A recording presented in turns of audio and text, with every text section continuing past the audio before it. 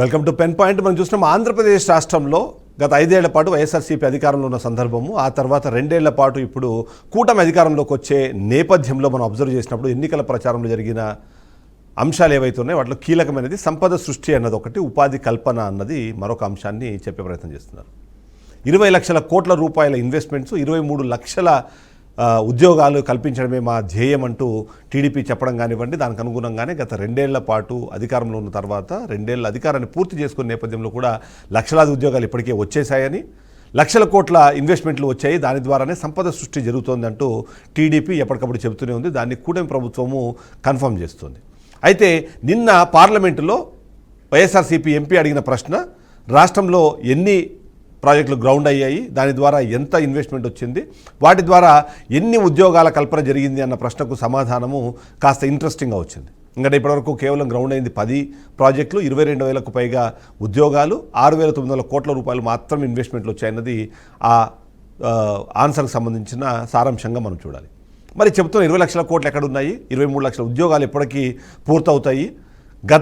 గతంలో మనం చూసే దాదాపుగా 6.5 లక్షల ఉద్యోగాలు ఇప్పటికే కల్పించేశాము, దాని ద్వారా 6.5 లక్షల మందికి ఉద్యోగాలు కూడా ఇచ్చేసామని చెప్తున్న కూటమి ప్రభుత్వం మాటలు, ఇప్పుడు పార్లమెంట్ ద్వారా వచ్చిన సమాచారం, వీటి మధ్యలో ఈ వైరుధ్యం ఎందుకుంది, వాటి మీద మనం డిస్కస్ చేసే ప్రయత్నం చేద్దాం.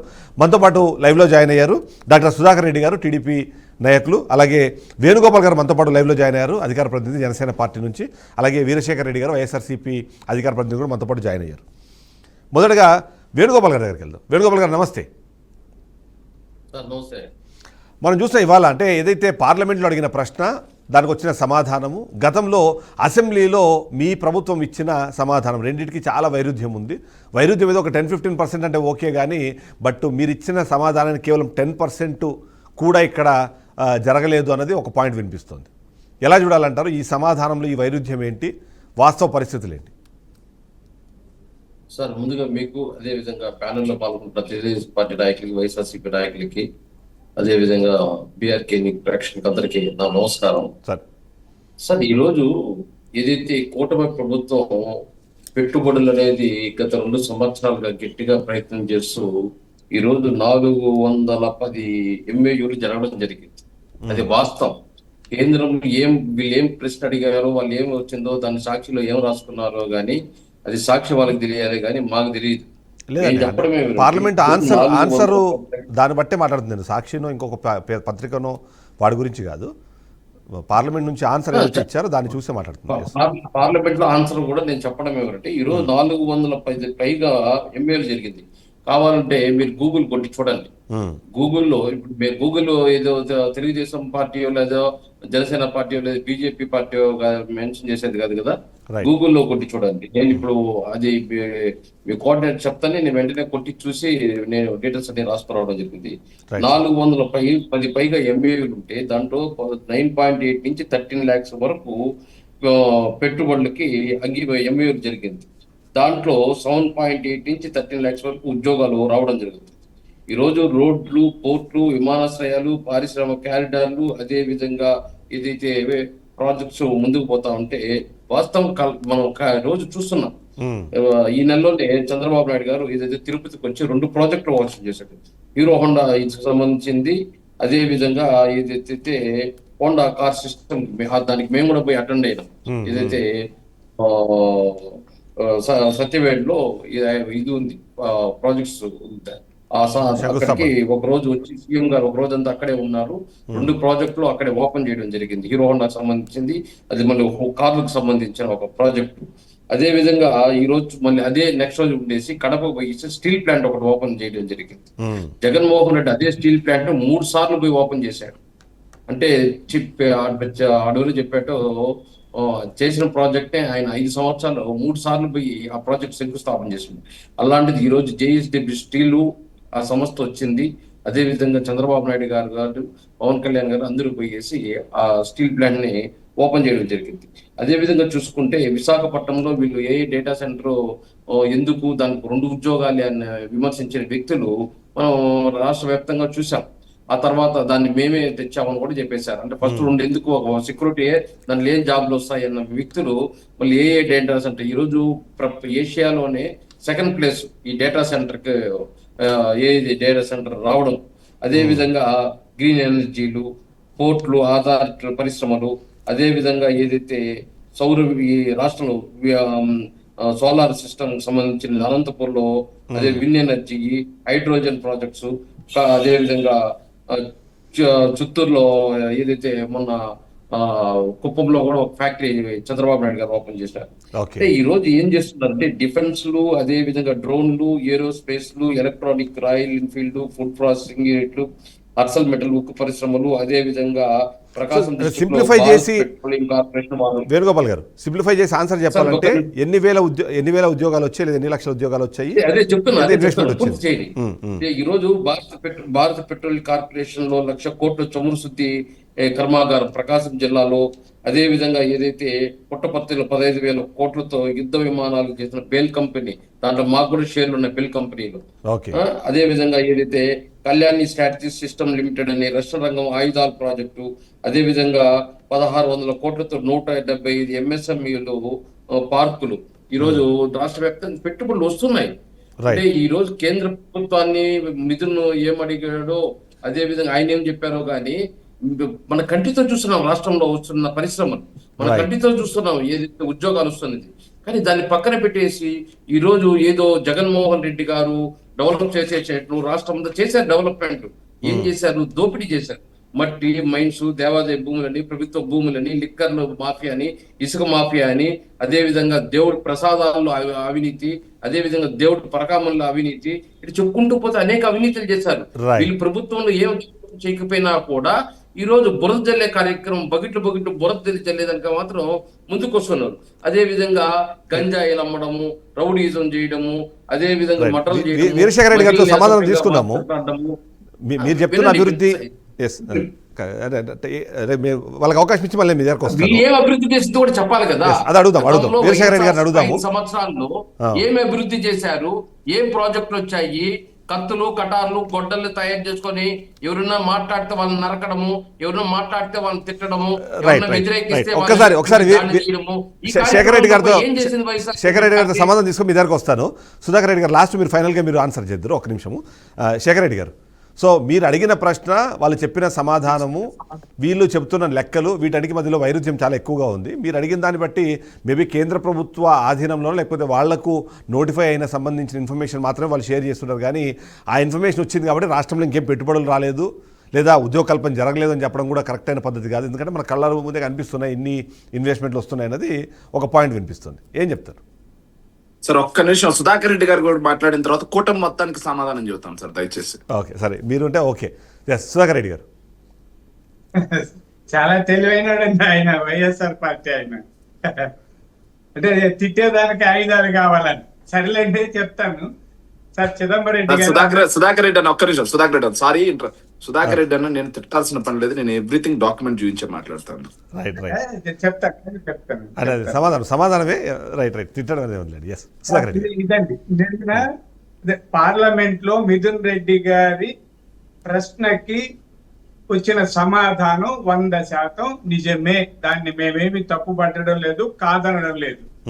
ఇప్పటికీ 10 ఫ్యాక్టరీలు లేదా సంస్థలు, పరిశ్రమలు పూర్తయ్యాయి. 22,000 చిల్లర ఉద్యోగాలు వచ్చాయి అనేది వాస్తవమే. అయితే 2 ఏళ్లలోనే 1,00,000 కోట్లు రాలేదు, 2 ఏళ్లలోనే 1,00,000 మందికి ఉద్యోగాలు రాలేదు, 2 ఏళ్లలోనే అన్ని కాలేదనుకోవడం అసాధ్యం అండి. మనం ఒక ఇల్లు కట్టాలనుకుంటే 1 కోటి రూపాయలు పెట్టి ఇల్లు కొట్టాలంటే స్థలం కొని, పర్మిషన్లు తీసుకొని అది కంప్లీట్ చేయడానికి కనీసం 1-2 ఏళ్ళు పడుతుంది. ఎంత డబ్బున్న వాడైనా ఏడాది లోపల 1 కోటి రూపాయలు ఇల్లు కట్టలేము. అలాంటిది 26 లక్షల కోట్ల డబ్బులు ఇప్పుడే వచ్చేసి ఇప్పుడే కట్టే చేసేదానికి కుదరదండి. అంటే వీళ్ళు అడిగేది ఎట్లుందంటే, ఆకలిగా ఉన్న వాడికి తాత్కాలికంగా ఉపశమనం కోసం మనం ఏదో అన్నం పెట్టామనుకోండి, మీరు బిర్యానీ పెడతానని పిలిచి అన్నమే పెట్టారని తాత్కాలికంగా, తర్వాత పెడతాం. అలా ఉత్త చెవు కంటే తాటాకు చెవు మేలు అంటుంటారండి సామెత. చాలా మంది ఈ సామెతలు ఎందుకంటే ఏమీ చేయలేకంటే అంతో ఇంతో చేసినోడు మేలు కదా. సుధాకర్ రెడ్డి ఇక్కడ సమస్య ఎక్కడ వస్తుందంటే, కాదు సుధాకర్ రెడ్డి గారు, ఒక సమస్య ఎక్కడ వస్తుందంటే, 2024 నుంచి 2026 ఇప్పుడు ఉన్నంత వరకు ఏంటి అని అడిగినప్పుడు మీ హయాంలోనే ప్రారంభమైన శంకుస్థాపన చేసుకొని మీ హయాంలోనే ప్రారంభమైన నెంబర్ కాదు ఇది. ఈ 2 సంవత్సరాలు ఓవరాల్గా వచ్చింది. సో దాంట్లో మళ్ళీ మీ కాంట్రిబ్యూషన్ ఏంటి అన్న క్వశ్చన్ వస్తుంది. అలాంటి సమస్య వచ్చేటప్పుడు మీరు అన్నట్టు వాస్తవమే, కానీ అసెంబ్లీ సాక్ష్యంగా 6.5 లక్షల ఉద్యోగాలు ఇప్పటికే కల్పించామని అడిగినప్పుడు వీళ్ళేమో సరే అదేదో మీరు డేటా ఇవ్వండి, మాకు మన ఈఎస్ఐ డేటా ఇవ్వండి, లేదా మీరు పర్వాలేదు పీపీఎఫ్ డేటా ఇవ్వండి మాకు, దాంతో మేము పోల్చుకుంటామంటే దాంతో సమాధానం దొరకలేదు. సో ఇప్పుడు సమస్య ఎక్కడ వస్తుందంటే మీరు అన్నట్టు ఎస్ వెరీ వ్యాలిడ్ పాయింట్, ఒక్క రోజులో అన్నీ అయిపోవు, కానీ అయిపోయినవన్నీ కూడా మీ ఖాతాలోకి రావు. సో మీరు చేసింది ఏంటి అన్న క్వశ్చన్ వచ్చినప్పుడు దానికి సమాధానం కూడా చెప్పాల్సిన బాధ్యత వస్తుంది మనకి. ప్రభుత్వం ఇది నిరంతర ప్రక్రియ అండి. ఇది కూటమి ప్రభుత్వమో లేదా వైసీపీ ప్రభుత్వమో లేదా ఇంకొక ప్రభుత్వమో కాదు. ప్రభుత్వం కొన్ని ప్రారంభిస్తాం, కొన్ని జరుగుతూ ఉంటది. ఇప్పుడు పోలవరము ఎప్పుడో పునాదులు పడితే ఇంకా జరుగుతానే ఉంది. రాజశేఖర రెడ్డి కాలం నుంచి జరుగుతా ఉంది. కానీ పోలవరం ఎవరు చేశారు అని అంటే వేరు. అలాగే ప్రాజెక్ట్స్ కాంగ్రెస్ పార్టీలో ఉన్నప్పుడే చాలా ప్రాజెక్ట్స్ కట్టారు. ఈ రోజు ఆ కాంగ్రెస్ పార్టీ వాళ్ళని మనం ఎందుకు ఓట్లు కూడా లేదు, డిపాజిట్లు కూడా లేదు. కానీ ఈ రోజు రాష్ట్రంలో ఉన్న పెద్ద పెద్ద ప్రాజెక్టు కాంగ్రెస్ కాలంలో వచ్చింది. ప్రభుత్వం నిరంతర ప్రక్రియ అంటే ఇది అది కాదు. ఎవరు ఏం చేస్తున్నారనేది ప్రధానం. వైఎస్ఆర్ పార్టీ కాలంలో పరిశ్రమలు పారిపోయాయి. అంతెందుకని మా అమర్ రాజా బ్యాటరీస్ వల్లే భయపడి తెలంగాణకు వెళ్ళారు, తిరుపతిలో. అలాగే చాలా మంది వెళ్ళిపోయారు. ఇప్పుడు వాళ్ళందరూ రావడానికి సంసిద్ధం అవుతున్నారు. చంద్రబాబు నాయుడు గారు, పవన్ కళ్యాణ్ గారు, ముఖ్యంగా లోకేష్ గారు కాళ్ళకి చక్రాలు కట్టుకొని తిరుగుతా ఉన్నాడండి విదేశాలకి. పెట్టుబడులు రావాలని చాలా మంది దగ్గర ఒప్పందాలు చేసుకున్నాము. 1,000 లక్షల కోట్ల పెట్టుబడులు పెట్టడానికి సిద్ధంగా ఉన్నారు. ఒక ఇండస్ట్రీ ఏదైనా పెట్టాలంటే కేవలం రాష్ట్ర ప్రభుత్వం పరిధిలోనే ఉండదు. కొన్నింటికి కేంద్రము, ఫారెస్ట్లు చాలా పర్మిషన్లు, అనుమతులు కావాలి. అలాగే విదేశీ పెట్టుబడులు రావాలంటే ఆ సంస్థలకు కూడా నేరుగా తీసుకొచ్చి ఏదో ఇంట్లో చేర్చినట్టు చేర్చలేం. దానికి కూడా కేంద్రం అనుమతులు కావాలి, చాలా అనుమతులు కావాలి. ఇవన్నీ చేస్తున్నాం. అంటే మన లక్ష్యం అండి. పంచవర్ష ప్రణాళికలు జవహర్ లాల్ నెహ్రూ గారు తీసుకొచ్చారు. అంటే ఆ రోజే 5 ఏళ్లలోనే మొత్తం దేశాన్నంతా మార్చేయలేదు జవహర్ లాల్ నెహ్రూ. ఆయన అన్నేళ్ళు ఉన్నాడు, ఆయన కూతురు ఉన్నారు, వాళ్ళు దేశాన్ని ఏం చేశారు అంటే చెప్పలేము. అన్ని ఒక దూరదృష్టితో ప్రణాళికాబద్ధంగా ప్రయత్నం చేస్తాం. అది చేస్తూ పోతున్నామా లేదనేది ముఖ్యం. ఈ రోజు ఏమీ కావు, అవేమి మేము తప్పుపడడం లేదు. కేంద్ర ప్రభుత్వంలో ఉన్నది మా కూటమి ప్రభుత్వమే.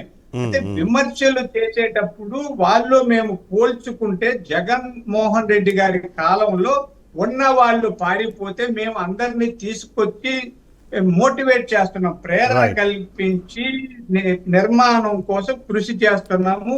ఈ విషయాన్ని ప్రశంసించడం పోయి విమర్శించడం భావ్యం కాదన్నది నా ఉద్దేశం. రైట్. వీరశేఖర రెడ్డి గారు, సో గ్రౌండ్ అయిన వాడి గురించి మాట్లాడడమే కాదు, ఇంటెంట్ టు ఇన్వెస్ట్ అన్న దానికి సంబంధించి కూడా, ఎందుకంటే అక్కడ వాళ్ళు ఇంట్రెస్ట్ చూపిస్తేనే ఆ తర్వాత నుంచి ఇవన్నీ మొదలవుతాయి. మీ హయాంలో ఉన్నవే వెళ్ళిపోయి కొత్త రావడం సంగతి పక్కన పెడితే అనేది ఒక పాయింట్ అయితే, ఇప్పుడు మిథున్ రెడ్డి అడిగిన క్వశ్చను, దానికి వచ్చిన సమాధానము, దాన్ని మీరు మీకు అనుకూలంగా మార్చుకొని విమర్శించే ప్రయత్నం చేస్తున్నారు. రియాలిటీ ఎందుకు మీరు మాట్లాడలేదు అనేది ఒక పాయింట్. రెండింటికి సమాధానం చెప్పాలి. నమస్తే చిదంబరం రెడ్డి గారు, మీకు, సుధాకర్ రెడ్డి అన్నకి, వేణుగోపాల్ రెడ్డి గారికి, బీఆర్కే న్యూస్ వీక్షకులందరూ కూడా గుడ్ ఆఫ్టర్నూన్ సార్. సో కాకపోతే వేణుగోపాల్ అన్న మళ్ళీ కూడా ఇండస్ట్రీస్ దగ్గరకు వచ్చిన తర్వాత కూడా నరకటము, గొడ్డళ్ళు, కత్తులు, దోపిడి. ఒక్క నిమిషం, ఇదే సార్ ఇలాంటప్పుడు మమ్మల్ని చర్చకు సార్ అతని చేత మీరు 1-to-1 పెట్టించుకోండి, లేదంటే మొదటి నుంచి ఇలాగే మాట్లాడాల్సి వస్తుంది. రైట్. వేణుగోపాల్ గారు ఒక నిమిషం,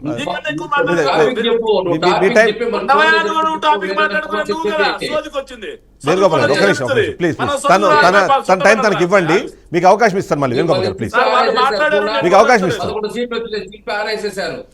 వేణుగోపాల్ గారు ఒక నిమిషం, వేణుగోపాల్ గారు ఒక నిమిషం, ఆయన ఆన్సర్ చెప్పనివ్వండి, తర్వాత మీకు అవకాశం ఇస్తాను. సార్ ఒక్క నిమిషం. మొట్టమొదటిగా వైఎస్ఆర్ కాంగ్రెస్ పార్టీ హయాంలో పరిశ్రమలు పారిపోయాయి, అసలు పరిశ్రమలే రాలేదు. అందులో వాస్తవం ఎంత అనేది మనం ఒకసారి చూద్దాం సార్. అంటే జనసేన వేణుగోపాల్ గారికి అర్థం కాకపోవచ్చు, కానీ సుధాకర్ రెడ్డి అనుకుంటే అర్థమైంది అనుకుంటు, చదువుకున్న వ్యక్తి కాబట్టి. సార్ ఇది కేంద్ర ప్రభుత్వానికి సంబంధించి వాస్తవంగా పెట్టుబడులు ఎంత వచ్చాయి, ఏ రాష్ట్రంలో ఎంత వచ్చాయి, ఎంత వాస్తవ పెట్టుబడులు పేపర్లలో ఎన్నేని రాస్తాం సార్ ఎంబోయోలు, కానీ వాస్తవంగా గ్రౌండ్ అయింది ఎంత, ఏ సంవత్సరంలో ఎంత వచ్చాయని ప్రతి సంవత్సరం ministry of commerce and industries కి చెందినటువంటి డిపార్ట్మెంట్ DPIIT నివేదిక అనేది ప్రతి సంవత్సరం ఇవ్వడం రివాజ్ సార్. ఇది ఇప్పటి నుంచి వస్తుంది కాదు, మొదటి నుంచి వస్తుంది సార్. ఆ డిపిఐటి నివేదిక ప్రకారమే చూసుకుందాం సార్. డిపిఐటి నివేదిక సార్ ఇది. ఒకసారి నేను ఎక్కడ అబద్ధం చెప్పడం, మీకు కావాలంటే పంపిస్తా. డిపిఐటి నివేదిక ప్రకారమే చూసుకుంటే 2014 నుంచి 19 మధ్యలో సార్ చంద్రబాబు నాయుడు గారు మొట్టమొదటి అధికారంలో ఉన్నప్పుడు వచ్చినటువంటి పెట్టుబడుల విలువ 32,803 కోట్ల రూపాయలు. అప్పుడు ఏం చెప్పారంటే సార్ 2014 నుంచి 19 మధ్యలో ఇదిగో సార్ 10.5 లక్షల కోట్ల పెట్టుబడులు, 665 ఒప్పందాలు, 22 లక్షల మందికి ఉపాధి. ఇది 2017 జనవరిలో సార్ ఓకే సిఐఏ సమ్మిట్ సందర్భంగా 4.3 లక్షల కోట్ల పెట్టుబడులు, పెట్టుబడుల వెల్లువ, భాగస్వామ్య సదస్సులో 734 ఒప్పందాలు. Right, well and good sir. పెట్టుబడుల వెల్లువ, పెట్టుబడుల సునామీ, పెట్టుబడుల వరద, ఇవన్నీ 2019కు ముందు సార్. ఇక దావోస్ లో బాబు బిజీ 2015 సార్. విదేశీ పెట్టుబడుల వరద, చైనా పెట్టుబడుల వెల్లువ 2017 సార్. దావోస్ నే రాష్ట్రానికి తీసుకొస్తా, ఇవన్నీ చంద్రబాబు నాయుడు గారు మాట్లాడిన మాటలే సార్. గడ్డ కట్టించే చలిలో కూడా చంద్రబాబు నాయుడు పెట్టుబడుల కోసం ఆరాటం, పోరాటం, కాలికి బలపం కట్టుకొని తిరుగుతున్నాడు. వెరీ గుడ్, రాష్ట్రం కోసం సార్. అమరావతిలో global leadership centre, well and good sir. రాష్ట్రానికి నేను చూపించాను కదా సార్ వెల్లువ, వరద అని. సో ఇవన్నీ వచ్చిన తర్వాత రాష్ట్రానికి ఏమన్నా వచ్చాయా అని చూస్తే కేవలం సార్ 32,000 ఆ రోజు రాష్ట్రానికి వచ్చినటువంటి పెట్టుబడులలో 2014 నుంచి 19 మధ్యలో పేపర్లలో 28 లక్షల కోట్లు చూపించారు సార్. రైట్, కానీ వచ్చింది ఎంత అంటే 32,803 కోట్ల రూపాయలు యాక్చువల్ ఇన్వెస్ట్మెంట్స్. మీ హయాంలో వెల్ అండ్ గుడ్. మేమేం మాట్లాడట్లా చంద్రబాబు నాయుడు గారిని. వెల్ అండ్ గుడ్, ఆయన పర్ఫార్మ్ చేశారు, వెరీ గుడ్. మరి జగన్మోహన్ రెడ్డి గారి ప్రభుత్వ హయాం కూడా తీసుకోవాలి కదా సార్. సో దానికి సంబంధించి సార్, సో కోవిడ్ లాంటి కష్టకాలం ఉంది సార్. అయినా సరే ఇది కూడా డిపిఐఐట సార్. నేను ఎక్కడ కూడా అబద్ధం చెప్పట్లా, సంవత్సరాల వారీగా చెప్తాను సార్. డిపిఐఐటికి సంబంధించి సార్ 2019వ సంవత్సరంలో 34,696 కోట్ల రూపాయలు గ్రౌండ్ అయింది. 2020 కోవిడ్ సార్, ప్రపంచం మొత్తం స్తంభించిపోయింది. అప్పుడు కూడా 9,840 కోట్ల రూపాయలు గ్రౌండ్ అయినాయి సార్. ఇక 2000 సార్ జగన్మోహన్ రెడ్డి గారు మళ్ళీ 2021 నుంచి చూద్దాం సార్. 21 నుంచి చూస్తే సో ఆంధ్రప్రదేశ్ కి సంబంధించి 21వ సంవత్సరంలో 10,350 కోట్లు సార్. కరోనా నుంచి అప్పుడప్పుడే కోలుకుంటున్నాం సార్. ఇక 2022 వచ్చేసరికి 45,217 కోట్ల రూపాయలు. ఇక 23 వచ్చేసరికి 10,536 కోట్ల రూపాయలు. ఇక 24 జగన్మోహన్ రెడ్డి గారు దిగిపోయే టయానికి సార్ జూన్ నాటికి 12,708 కోట్ల రూపాయలు. ఇది మేము చెప్పిన మాట కాదు సార్. సో మేము తెచ్చిన ఒక కంపెనీ పేరు చెప్పండి అని చెప్పి మాట్లాడుతున్నారు సార్.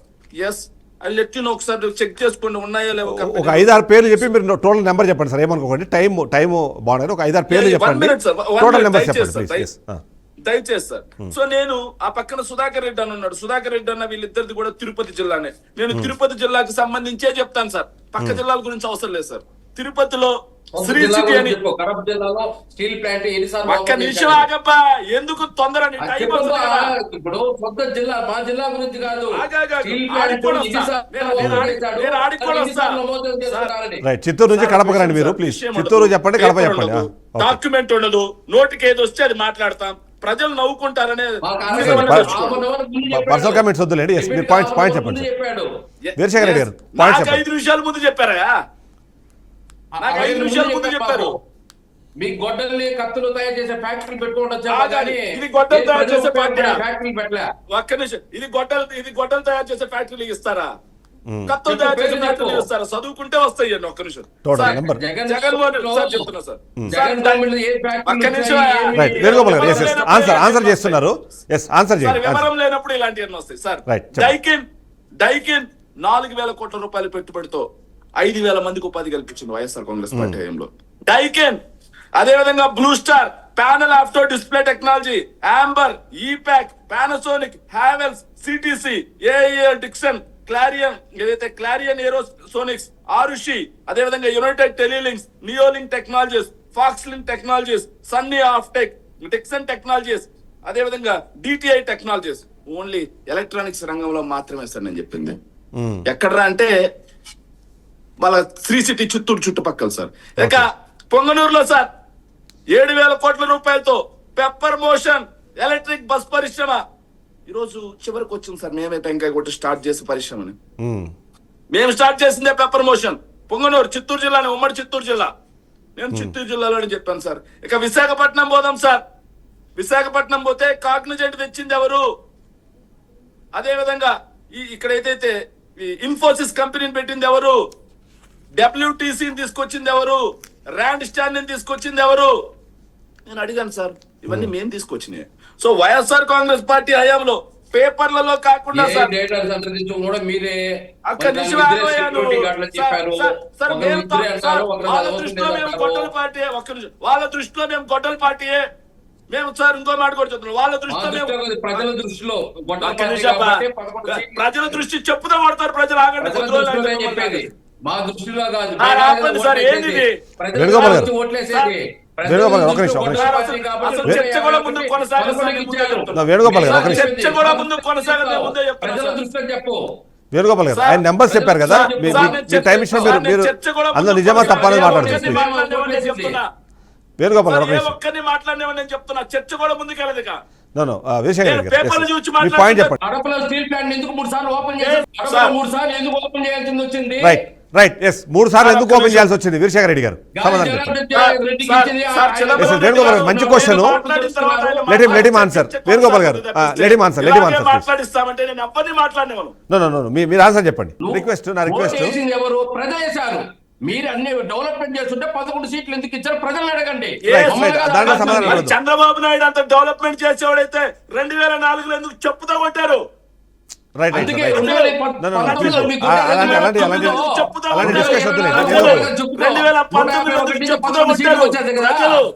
ప్రజల గురించి అడుగుతున్నా. గెలుపు ఓటమి కాదు ఇక్కడ. సో జగన్మోహన్ రెడ్డి గారి ప్రభుత్వంలో 1,15,000 కోట్ల రూపాయలు పెట్టుబడులు వచ్చాయని చెప్పేసి DPIT ఇచ్చింది సార్. సో పరిశ్రమలు పారిపోయాయి అన్నారు సార్. సార్ నేను సుధాకర్ రెడ్డి గారిని కూడా ఒక చిన్న ప్రశ్న సార్. అమర్ రాజా ఫ్యాక్టరీ పారిపోయింది అన్నారు సార్. సో కరకంబాడి దగ్గర అమర్ రాజా ఫ్యాక్టరీ ఉందా? పారిపోయిందా?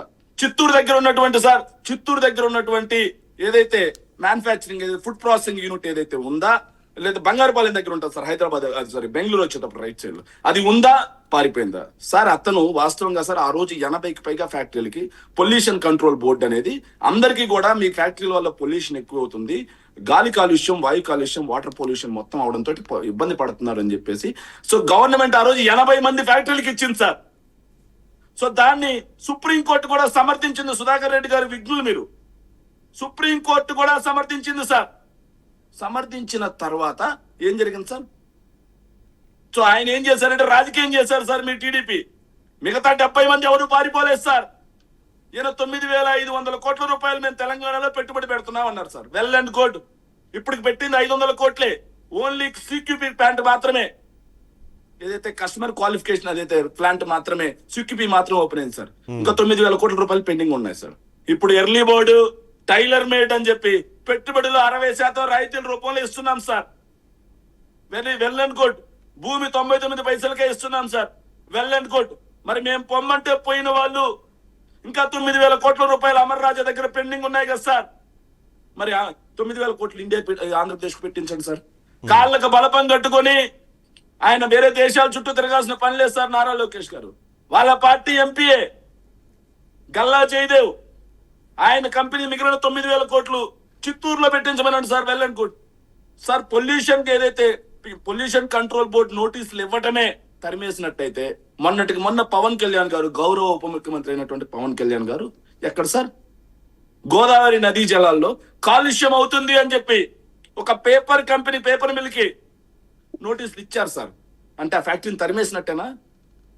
అలాగే యాజ్ యూజువల్ గా సార్ ఫ్యాక్టరీల పొల్యూషన్ వస్తుంటుంది. దానికి PCB పొల్యూషన్ కంట్రోల్ బోర్డు వాళ్ళకి నోటీసులు ఇస్తుంటుంది, సరి చేసుకుంటూ ఉంటారు. ఇది ఏదైతే వాస్తవంగా ఎప్పటి నుంచో జరుగుతున్నటువంటి ప్రక్రియ సార్. ఈ ప్రక్రియలో రాజకీయం చేసి ఏపీలో పెట్టుబడులు రావట్లేదు, విధ్వంసం అయిపోయిందని చెప్పి ఆ రోజు మాట్లాడారు సార్. కానీ జగన్మోహన్ రెడ్డి గారు కోవిడ్ లాంటి కాలంలో కూడా సార్ 2020లో 9,840 కోట్ల రూపాయల పెట్టుబడులు గ్రౌండ్ అయినాయి సార్. కానీ ఇప్పుడు 2 సంవత్సరాలకి కలిపి 6,900 కోట్ల రూపాయలు ఏంటి సార్? ఇది కదా వినాశనం. పేపర్లలో మీరు చూపించేదానికి మొన్నటికి మొన్న సార్ నేను ఒక చిన్న ఉదాహరణ చూపిస్తాను సార్ దయచేసి.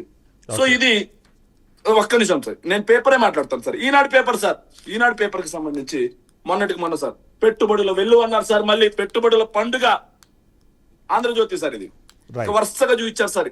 ఇక్కడ రాసిన కంపెనీస్ మొత్తంలో సార్ నేను ప్రతి దానికి ఈ వైఎస్ఆర్ కాంగ్రెస్ పార్టీ హయాంలో వచ్చినవే అని జీవో కాపిస్తూ సార్ నేను ఒకసారి అది మీకు అవకాశం ఇస్తాను. అలా కాకుండా సార్ ఒక్క నిమిషం సార్, అలా కాకుండా చర్చ అనేది ఇలా కొనసాగాలి సార్.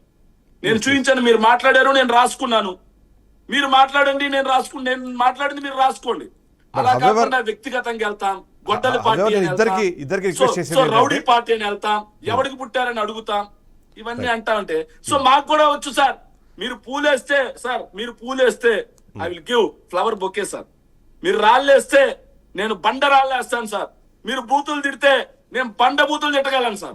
చర్చ ఎలా కొనసాగిద్దాం అనేది మీ విఘ్నతకు వదిలేస్తాను సార్. ప్లీజ్ ఒకటే రిక్వెస్ట్, ఇద్దరికి ఇద్దరు కదా యాక్చువల్ ప్యానల్ ఎవరికైనా రిక్వెస్ట్ ఏంటంటే let us talk on the numbers, నిజాలు మాట్లాడదాం లేదా మన దగ్గర ఉన్న సమాచారం మాట్లాడదాము, ఒకవేళ కౌంటర్ చేసేదంటే అవకాశం ఇచ్చినట్టు మాట్లాడదాము, సో దట్ జనాలకి విషయం వెళ్తుంది అన్నది. ఎస్ వేణుగోపాల్ గారు, సో మీరు ఏదైతే అడిగారో ఆ క్వశ్చన్స్ కి ఆన్సర్ ఆయన పార్టీ పరంగా మాట్లాడారు. పర్సనల్ గా మాట్లాడితే నేను ఏ పార్టీలో వచ్చినంటే తప్పు అది తప్పు. సుధాకర్ రెడ్డి గారు, ఇవాళ సరే ఎన్ని పెట్టుబడులు వచ్చాయి ఏంటని పక్కన పెడితే ఈజ్ ఆఫ్ డూయింగ్ బిజినెస్ అనే దాంట్లో ప్రతి సంవత్సరం మేము టాప్ ప్లేస్లో ఉన్నామన్నది గతంలో టీడీపీ హయాంలో అంటే 2014 నుంచి 19 సందర్భం కానివ్వండి, మిగిలిన సందర్భాల్లో దాన్ని ఒక ప్రాతిపదికగా చూపించేవాళ్ళు. కానీ ఇప్పుడు ఈజ్ ఆఫ్ డూయింగ్ బిజినెస్లో కూడా అంటే రాష్ట్రంలో పెట్టుబడులు పెట్టడానికి కంపెనీలు చూపించే ఇంట్రెస్ట్లో కూడా మన ర్యాంక్ 1 నుంచి 6 పడిపోయింది అనేది ఒక నెంబర్ వస్తుంది. ఈ ప్రకారం చూస్తే 19 నుంచి 24 మధ్యలో జరిగినది 24 నుంచి 26 వచ్చేటప్పుడు మీరు దాన్ని సరిచేయలేకపోయారా మీరు చెప్తున్న దాని ప్రకారము, లేదా అంతకన్నా పరిస్థితి బాగాలేదు? ఎందుకంటే 19 నుంచి 24 మధ్యలో కూడా వాళ్ళు నెంబర్ 1 ర్యాంక్లో ఉన్నామని వాళ్ళు చెప్తున్నారు. సో ఏంటి సుధాకర్ రెడ్డి? పరిశ్రమలు పెట్టడం అనేది ఒక కత్తి మీద సాము లాంటిదండి. అంటే ఇక్కడ మనం ఈ చర్చలు పార్టీలు అవన్నీ పక్కన పెట్టి పరిశ్రమలు ఆ విషయం చర్చిద్దాం. ఎందుకంటే కొద్ది వేడి తగ్గని ఒక పరిశ్రమ పెట్టడం ఏ రాష్ట్రంలో అయినా కత్తి మీద సామాన్ ఎందుకు అంటున్నానంటే స్థల సేకరణ నుంచి లోన్లు తీసుకోవడం, పర్మిషన్లు తీసుకోవడం, లైసెన్సులు తీసుకోవడం అన్నింటిలోనూ చాలా ఇబ్బంది అండి. అదే నా సొంత అనుభవంలో చెప్తున్నా. ఆ ఊర్లో సర్పంచ్ కూడా భయపెడతాడండి. సర్పంచ్ కూడా నువ్వెందుకు ఎవరియా నువ్వు అంటాడు, వాడు ఎందుకు పనికిరా, నా గేట్ వాచ్మ్యాన్ కూడా పనికిరా అనే ఒక వ్యక్తి కూడా వీళ్ళని బెదిరిస్తాడు, డబ్బులు ఇమ్మంటాడు. ఎమ్మెల్యే అడుగుతాడు, ఎంపీ అడుగుతాడు, మంత్రి అడుగుతాడు. సరే పరిశ్రమలు పెట్టిన వాళ్ళు డబ్బులు ఇవ్వలేక భయము, రాజకీయాల్లో భయం, వాళ్ళు నోరు తెరిచి మాట్లాడితే ఏ ప్రభుత్వం అధికారంలో ఉంటే ఆ ప్రభుత్వం మాట్లాడకపోతే ఏమవుతుందని బిక్కు మన బతకాల్సి వస్తుందండి. ఈ దశలో పరిశ్రమలు రావడం కష్టము, భయపడుతున్న నేపథ్యంలో సులభంగా అన్ని లైసెన్సులు ఇస్తాం, సింగిల్ విండో మెథడ్ లో చేస్తాం, మీరు రండి అని చంద్రబాబు నాయుడు గారు పిలుస్తున్నారండి. అంటే కొన్నాళ్ళు పడుతుందండి. మామూలుగా ఎక్కడైనా రావాలంటే మేము సులభంగా ఇస్తాం. అందుకనే రేట్లు కూడా తగ్గించి ముందు పరిశ్రమలు పెడితే ఉద్యోగాలు, ఉపాధి, అభివృద్ధి జరుగుతుందన్న ఉద్దేశంతో ఒక ఎకరాన్ని తక్కువ రేటు కూడా ఇస్తున్నారు. ఎందుకు ఇస్తున్నారంటే ఇన్ని సమస్యలు ఉన్నాయి అన్నింటిల్లో. ఇప్పుడు ఒక ఇండస్ట్రీ పెడితే దానికి సబ్సిడీలు ఇస్తున్నాము. ఆ తర్వాత అందరండి అది సబ్సిడీలు చంద్రబాబు నాయుడు గారు ఒకరే ఇవ్వడం, తొలి నుంచి కూడా సబ్సిడీలు ఇస్తుంటాము, కరెంట్ ఛార్జీల్లో రాయితీలు ఇస్తాము, ఇన్కమ్ ట్యాక్స్ కొంత పరిమితి, ఇవన్నీ చేస్తే కూడా రావడం లేదు. అంత సులభం కాదండి. అందుకని మనం అందరం కూడా వైఎస్ఆర్ పార్టీయా, కూటమి ప్రభుత్వమా, జనసేన, బీజేపీ, టీడీపీ ఏమీ కాకుండా వ్యవస్థలో మార్పు కోసం అందరం కలిసి పనిచేద్దాం అనేది నా విజ్ఞప్తి అండి. ఎందుకంటే మన శేఖర్ రెడ్డి గారు కూడా డేటాలు ఇవన్నీ ఉన్నాయి, డేటాలు అక్కడ పెడదాం. అసలు ఎందుకు ఈ వ్యవస్థలో పరిశ్రమలు పెట్టలేకపోతున్నారు సార్? నేను మీకు చెప్తాను. మా అబ్బాయి MBA అవుతానే నేను వెళ్ళాలి అంటే సంవత్సరాలు తీసేద్దాం, ప్రభుత్వాన్ని తీసేద్దాం, నేను వెళ్ళి సోలార్ ఎనర్జీ ప్లాంట్ పెట్టడం కోసం APSEB వల్ల ఒక ఆఫీసుకు వెళ్తే నన్ను కూర్చోబెట్టి కాఫీ ఇచ్చి, దయచేసి రెడ్డి గారు మీరు ఈ ఊబిలోకి దిగకండి, మీరు సైకాలజిస్ట్ గానే ఉండండి, మీ అబ్బాయి నాన్న ఉద్యోగం చేసుకోమండి, ఇండస్ట్రీకి రావద్దు. నేను ఎందుకు చెప్తున్నాను, మీ మామగారు డిఈగా మాతో కలిసి పనిచేశారు, నువ్వు చాలా ఇబ్బంది పడతావు, వద్దు అని చెప్పారు.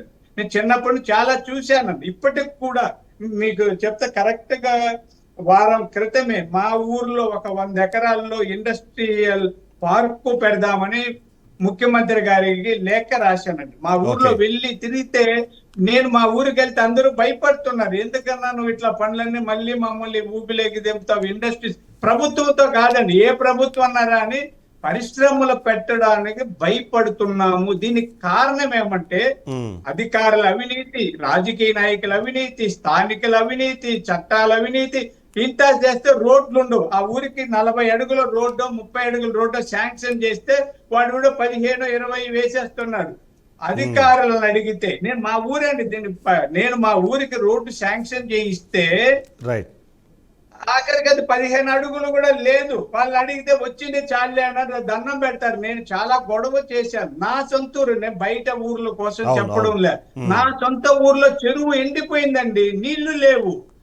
నేను అధికార పార్టీలో ఉన్నా అప్పుడు పెట్టే దానికి లీకేజ్, దాసరపల్లి చెరువు లీకేజీ ఆపడానికి దిక్కు లేదండి. అక్కడ ఎండిఓ ఆఫీసులో అధికారులు లంచగొండులు. మా ప్రభుత్వం విషయమే చెప్తున్నా, ఇప్పుడు ఉన్న దాంట్లో వాడు ఎవడు చిల్లర ఇవ్వాలండి అన్న, దానికి ఎస్టిమేషన్స్ వేయాలంటే మాకేమన్నా అమౌంట్ ఇవ్వండి, మేము ఎస్టిమేషన్స్ వేసి ఇస్తాం, మళ్ళీ శాంక్షన్ అమౌంట్. ఇలాంటి దరిద్ర గొట్టు విధానాలు, వ్యవస్థలు పాడైపోయిన నేపథ్యంలో పరిశ్రమలు పెట్టలేదు, పరిశ్రమ రాలేదని మనం అందరూ బాధపడుతున్నాం. ఇది రాజకీయం వేరండి. జగన్మోహన్ రెడ్డి గారు ఎలా చేశారు, చంద్రబాబు నాయుడు గారు ఎలా చేస్తున్నారు, నరేంద్ర మోడీ గారు ఎలా చేస్తారు, కాంగ్రెస్ ప్రభుత్వం, అవన్నీ పక్కన పెడితే వ్యవస్థల్లో ఉన్న ఈ అవినీతి, అక్రమాలు, దురాగతాలు, దుర్నీతిని అరికట్టకపోతే, సార్ నేను అదే చెప్తాను, నేను మా ఊర్లో పోతే అక్కడ ఆ గుట్టల కింద మామిడి తోటలు పెట్టారు, పాపం దళితులు, వాళ్ళందరికీ దండం పెట్టి వచ్చాను, మీకు రోడ్లు లేదు వేయిస్తాను. ఒక పరుంబొక్క స్థలాల్లో పట్టాలు తీసుకుని మామిడి చెట్లు పెట్టి వాళ్ళు అక్కడ బట్టలు లేకుండా కష్టపడి చేస్తే ఆ మామిడి అమ్మకం ఉండదు. అలాగే అప్పులు చేసి చాలా మంది ఇండస్ట్రీస్ పెట్టిన వాళ్ళు దివాలా తీసిన పరిస్థితులు ఉన్నాయి మన రాష్ట్రంలో కానీ దేశంలో కానీ. ఈ రీసెర్చ్ చేస్తే తెలుస్తుంది, ఎక్కువ పరిశ్రమలు దెబ్బతినడానికి కారణం సామాజికంగా మన వ్యవస్థల్లో ఉన్న చెడ్డ పేరండి. నేను ఎందుకు చెప్తుంటే, మా అబ్బాయి దాంట్లో పిహెచ్డి చేశాడని, ఇంటర్నేషనల్ లెవెల్లో 30 దేశాలు తిరిగాడు. చాలా ఇప్పుడు కూడా నేను నాకు డబ్బు ఉంది, హోదా ఉంది, పలుకుబడి ఉంది, తెలివి ఉంది, మా అబ్బాయి కూడా నేను ఇండస్ట్రీ పెట్టలేనండి. ఎవరైనా ఇస్తారో చెప్పండి. 100 ఎకరాల్లో నేను, మా అబ్బాయి బాగా అన్ని పరిచయాలు నేను పెడతా. నేను ఎందుకు అంటున్నాను, ఒకసారి వేణుగోపాల్ గారితో వెళ్ళి వస్తాను. వేణుగోపాల్ గారు, నాకే సిగ్గులేదు. ఈ దశలో చంద్రబాబు నాయుడు గారు ఇవన్నీ, ఆయనకి సామాజిక స్పృహ ఎక్కువ, సమాజంలో సులభంగా పరిశ్రమలు పెట్టడానికి ఒక నిర్మాణాత్మకమైన వాతావరణ నిర్మాణం కోసం ఆయన కృషి చేస్తున్నారు. పవన్ కళ్యాణ్ గారు చేస్తున్నారు, లోకేష్ గారు కూడా చేస్తున్నారు. రైట్. వేణుగోపాల్ గారు, ఇక్కడ పాయింట్ ఎక్కడ వస్తుంటే 14 నుంచి 19 వరకు మీరు చేసుకున్న ఎంఓఈల్లో గ్రౌండ్ అయినవి 16-17% మాత్రమే అన్నది నెంబర్స్ కనిపిస్తున్నాయి. అదే వైఎస్ఆర్సీపీ 19 నుంచి 24 మధ్యలో 30+% వరకు గ్రౌండ్ అయిన ఒక నెంబర్స్ కనిపిస్తున్నాయి. మీరేమో రాష్ట్రం నుంచి ఇవన్నీ పారిపోతున్నారు కానీ, బట్ ఇప్పుడు అంటే 2 ఏళ్ల సమయంలో మీరు చెప్పారనుకున్న 20 లక్షల కోట్లలో వచ్చింది 22,000 కోట్లు, అంటే ఓన్లీ 1%. సో ఎవరు వెనకబడినట్టు, ఎవరు దీనికి వెనుకంజ వేస్తున్నట్టు, కారణాలు ఏంటి, ఇలాంటి ప్రశ్నలు కూడా సమాధానం చెప్పాల్సిన బాధ్యత ఉంది. ఎగ్జాంపుల్ కి రాష్ట్రంలో ఈ 2 సంవత్సరాలు వచ్చిన కంపెనీల పేర్లన్నీ చెప్పాను. దానికి మించి ఆధారాలు కావాలంటే వాళ్ళు వస్తే నేను చూపించగలుగుతాను ఫ్యాక్టరీలు. అదొకటి. గతంలో జగన్మోహన్ రెడ్డి గారు పెట్టుబడులు తెచ్చారు, అభివృద్ధి చేశాడు, సంక్షేమం తెచ్చాడంటే మరి ఎక్కడైతే ఎగ్జామ్ లో ఫెయిల్ అయినప్పుడు దాన్ని ఏం చదివినావు అని అడుగుతారు. నేను బాగా చదివేశాను, నేను స్టేట్ ర్యాంకు, నేను సెంటర్ ఇది అని అనుకునేది కాదు. ఈరోజు గత 5 సంవత్సరాల పరిపాలనలో 151 సీట్ల నుంచి 11 సీట్లకు రావడానికి కారణం ఎక్కడ లోపం? సంక్షేమంలో లోపమా, అభివృద్ధిలో లోపమా, లేదా పెట్టుబడుల లోపమా? ఏమి లోపం లేదు, మీరు చేసిన దాన్ని చెప్పుకోలేకపోయారా? ఏమి లోపం? ఎందుకు 151 సీట్లు 11 సీట్లకు వచ్చింది? కానీ అది ఇప్పుడు లోపల- ఇప్పుడు అది 20 లక్షల లోపల ఉద్యోగాలు చేస్తుంటే వచ్చేసాయి. కానీ ఇప్పుడు వాళ్ళు సరే తక్కువ చెప్తున్నారు, ఎక్కువ చెప్తున్నారు, పక్కన పెట్టేద్దాం. ఇప్పుడు మీరు ఇప్పటికే 20 లక్షల ఉద్యోగాలకు సంబంధించిన ప్రణాళిక స్టార్ట్ అయిపోయింది, 5 ఏళ్లలో కంప్లీట్ చేస్తాం. 20 లక్షల ఉద్యోగాలు అని చెప్పలేదే. 20 లక్షల ఉద్యోగాలు వచ్చిందని ఎవరు చెప్పారు? మాకు దాని చూపించండి, ప్రణాళిక ఎవరు చెప్పారు? 6.5 లక్షల ఉద్యోగాలు చెప్పారు. టీవీలో అయింది 20 లక్షల ఉద్యోగాలు యాడొచ్చాయి, 20 లక్షల ఉద్యోగాలు యాడొచ్చాయని చెప్పారు. అదేవిధంగా సుధాకర్ సార్ గారు చెప్తున్నారు, ఆయన అనలిస్ట్ గా ఉన్నాడు, మళ్ళీ పార్టీలో చేరారు. ఆయన అనలిస్ట్ గా ఉండడమే బెటర్. ఎందుకంటే ఆయన ఏది డైజెషన్ చేసుకోలేరు కాబట్టి. ఎందుకంటే ఈ రోజు భారతదేశ వ్యాప్తంగా నిఫ్టీలో కానీ బిఎస్సిలో కానీ ఎన్ని లక్షల కోట్లు ఇండస్ట్రీస్ కి ట్రేడ్ అవుతా ఉన్నది. మరి అవన్నీ ఎక్కడి నుంచి వచ్చాయి ఫ్యాక్టరీలు? అవన్నీ అవినీతితో అవన్నీ ఎట్లా మరి నడుపుతున్నారు? ఈ రోజు ఎఫ్ఐలో దాదాపు 200 లక్షల కోట్ల పెట్టుబడులు ఉన్నాయి. మళ్ళీ అవన్నీ ఎక్కడి నుంచి వచ్చాయి? ఒక్కొక్కరు మాట వాళ్ళు ఇష్టం వచ్చిన ఆయన మాట్లాడతాడు, అన్పార్లమెంటరీ వాట్స్ ఈయనేదో ఈయన చెప్తాడు, అసలు పెట్టుబడులే లేదు భారతదేశంలో, అసలు పెట్టుబడులు పెట్టేదే వేస్ట్, ఇక్కడ అంతా అరాచకం అవినీతి అని మాట్లాడతారు. సార్ రీసెంట్లీ సీఎంఓకి ఒక పంచాయతీ వెళ్ళింది. 200 లక్షల కోట్ల పెట్టుబడులు ఉన్నాయండి. మ్యూచువల్ ఫండ్స్ కొన్ని వేల కోట్లు వస్తున్నాయి. ఇవన్నీ పెట్టుబడులు ఎట్లా వస్తున్నాయి? ఇప్పుడు అనంత పుట్టపర్తిలో నేను నిన్న పోయినాను ఆదివారం రోజు, ఏంటి బిఎల్ కంపెనీ డ్రోన్స్ ఏరోనాటికల్ కి సంబంధించినవి ఇన్ని కంపెనీలు వస్తుంటే ఏమీ లేవు, అన్పార్ట్మెంట్స్ వాడుకుంటా ఒరే గిరే మాట్లాడుకోవడం ఎంతవరకు కరెక్ట్ నాకైతే అర్థం కాలేదు. నేను ఒకటే అడిగాను, జగన్మోహన్ రెడ్డి గారు వేరే పార్టీ నుంచి వచ్చాడు కదా, మనం అప్పుడు వేరే వాళ్ళని విమర్శించచ్చా? మన అధ్యక్షుడే వచ్చినప్పుడు నువ్వు ఏ పార్టీలో నుంచి వచ్చినావు, ఎందుకున్నావు అంటే ఉంటారయ్యా. ఆ రోజు 151 సీట్లు ఇచ్చారు ప్రజలు, ఈ రోజు 11 సీట్లు ఎందుకు ఇచ్చినామని మరి ప్రజలు అడగాలి కదా మీరు పోయి. రైట్. సో నేను ఒక క్లారిటీ ఇస్తాను. ఇవాళ ఉన్న ఆంధ్రప్రదేశ్ రాష్ట్రంగా దేశవ్యాప్తంగా ఉన్న మెజారిటీ ఆఫ్ ది పొలిటీషియన్స్ అందరూ, దేశవ్యాప్తంగా కానీ ఆంధ్రప్రదేశ్ కూడా కంపెనీలు ఉన్నాయి కదా. శ్రీ సిటీలో ఎన్ని కంపెనీలు ఉన్నాయి రండి చూద్దాము. మరి అంత అవినీతి, కానీ వాటిలో మీ కాంట్రిబ్యూషన్ ఏంటి అన్నది ఇప్పుడు క్వశ్చన్. వాటిలో మీ కాంట్రిబ్యూషన్ ఏంటి? ఈజ్ ఆఫ్ డూయింగ్ బిజినెస్ లో మొదటి ర్యాంక్ నుంచి 410 పైగా ఎంఏలు జరిగినాయి. కొట్టండి నెట్ లో కొట్టి అదే చూడండి. వీరశేఖర్ రెడ్డి చెప్తుంది అదే. ఆయన అంటుంది ఏంటంటే ఎంఓఎల్ చేస్తున్నారు కానీ గ్రౌండ్ చేయట్లేదు, ఎంఓఎల్ చేస్తున్నారు గ్రౌండ్ చేయట్లేదు. ఇప్పుడు నా ఎంఏలు జరిగాయి. ఎంఏలు జరిగిన తర్వాత అన్ని పర్మిషన్స్ వస్తాయి. అన్ని పర్మిషన్స్ ఒక్కొక్కటి కడుతున్నారు.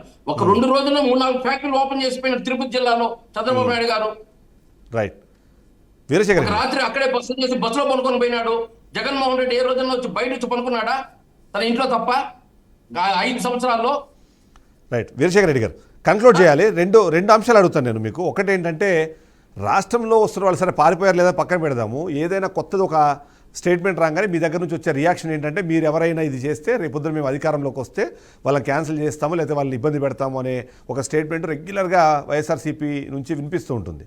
ఈ కారణంగా ఏమైనా వీళ్ళు రాకుండా ఆగిపోతున్నారా? అంటే జరిగే అభివృద్ధిని కూడా మీరు ఆపుతున్నారా? రెండో పాయింట్, మీరు తెస్తేనేమో వేలాది ఉద్యోగాలు వస్తాయంటారు, అదే సేమ్ కంపెనీని వీళ్ళ హయాంలో శంకుస్థాపన జరిగితే మాత్రం 10-20 వస్తున్నాయి. దీంతో ప్రయోజనం ఏంటని ఎగ్జాంపుల్ ఇంక్లూడింగ్ డేటా సెంటర్తో సహా. దయచేసి వాళ్ళు మాట్లాడారు, నేను ఎక్కడ మాట్లాడలా. కావాలంటే ఇంకొక అరగంట పెంచండి సమయం. ఎవరు మాట్లాడే టైంలో వాళ్ళు మాట్లాడుకుంటే ఎలాంటి ఇబ్బందులు రావు. డెఫినెట్లీ పెంచుతాం కావాలంటే. సో అరగంట కదా, గంట అయినా పెంచండి. ఈరోజు సాయంత్రం వరకు మాట్లాడాలన్నా ఐఎమ్ హ్యావింగ్ డేటా. ప్రతి సబ్జెక్ట్ మీద మాట. కాకపోతే ఇప్పుడు వాళ్ళు మాట్లాడిన సమయంలో నేను ఎక్కడ ఏమీ మాట్లాడాల. ప్లీజ్ వాళ్ళ సమయంలో వాళ్ళు ప్లీజ్. సార్ ఒక మాట చెప్తున్నాను sir. So Google data centre కి సంబంధించి మాట్లాడదాం సార్. అది Adani data centre, not Google data centre. Adani వాళ్ళు డేటా సెంటర్ పెడుతుంటే గూగుల్ అనేది దాన్ని రెంట్ అవుట్ చేస్తుంది. ఓకే. దాని పెట్టుబడి 90,000 కోట్ల రూపాయలు అన్నారు sir. Well and good sir, excellent, నేను కాదనట్లేదు సార్. ఏదైనా ఒక ఫ్యాక్టరీ, నేను సుధాకర్ రెడ్డి గారిని కానీ వేణుగోపాల్ గారిని కానీ అడుగుతున్నాను, మిమ్మల్ని అడుగుతున్నాను సార్. ఏదైనా ఒక ఫ్యాక్టరీ ఒక రాష్ట్రానికి వచ్చి పెట్టుబడులు పెడుతుందంటే 2 లాభాలు ఉండాలి sir. Either revenue or employment. Right sir? Okay. So అదానికి సంబంధించి వైఎస్ఆర్ కాంగ్రెస్ పార్టీ అధికారంలో ఉన్నప్పుడు ఎకరం ₹1 కోటి లెక్కన కేటాయించాం సార్ మేము. ఎకరం ₹1 కోటి లెక్కన సార్. ఎకరం ₹1 కోటి లెక్కన మేము కేటాయిస్తే అదానికి దోచిపెట్టేస్తున్నారు. ఆంధ్రప్రదేశ్ కాదు, అది అదాని ప్రదేశ్ అని మాట్లాడారు సార్. సో మేము కుదుర్చుకున్నటువంటి పెట్టుబడి ఏంటంటే సార్, సో డేటా సెంటర్ ఒక్కదాంతోటి మనకి ఉద్యోగాలు వచ్చేది చాలా తక్కువ. ఇది ప్రపంచవ్యాప్తంగా మేము చెప్పడం కాదు సార్, ప్రపంచవ్యాప్తంగా ఎక్కడ ఎవరిని అడిగినా కానీ తెలుస్తుంది. ఆ డేటా సెంటర్ వల్ల ఉద్యోగాలు రాకపోగా అధిక వాటర్ ఏదైతే కన్జంప్ట్ అవుతుంది, అధికంగా ఎనర్జీ కన్జంప్షన్ అవుతుంది, ఆ ప్రాంతంలో ఒక 1 to 2 degrees కూడా పెరిగే పరిస్థితి వస్తుంది. సో ఇలాంటి పరిస్థితుల్లో మేము ఏం చేయాలని అనుకున్నామంటే దాంతో పాటుగా డేటా సెంటర్ తో పాటుగా టెక్నాలజీ పార్క్ ద్వారా 25,000 మంది ఎంప్లాయ్మెంట్ వచ్చేలాగా మేము జీవో కుదుర్చుకున్నాం. ఓకే, రైటా రాంగ్ అనేది మీరు చెప్పాలి. 25,000 దాంతో పాటుగా స్కిల్ యూనివర్సిటీ, దాంతో పాటుగా రిక్రియేషన్ సెంటర్.